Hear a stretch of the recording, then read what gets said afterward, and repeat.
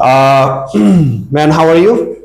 I'm fine, sir. Thank you. How about you? I'm also fine. Thank you so much. So today I'm going to ask you a very important question. The question is about brain drain.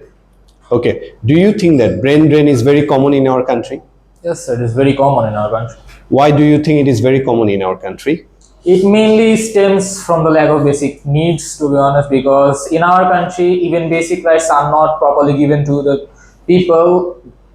In addition to that, justice to various prejudice in our country, lack of reform, overall corruption in our country. There are some reasons for this. One of them is the lack of recognition for actual intelligence in our country, because the quota movement was one of them. It reformed it to some extent, but it isn't quite enough to stop people from going abroad. And the reason people go out from abroad after HSC is because if they read in a uni in a country they want to settle in, they get a higher chance of getting a job there. As a result, they can settle there easily.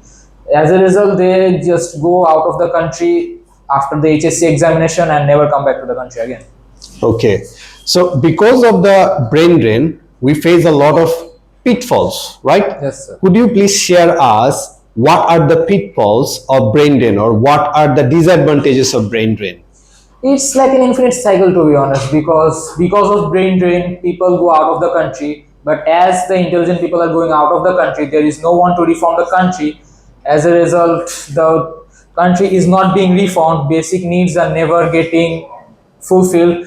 As a result, brain drain is occurring. So it's like a loop that is going on in our country. Okay, thank you so much. You have shared a very valuable information and you have done awesome. Thanks a lot.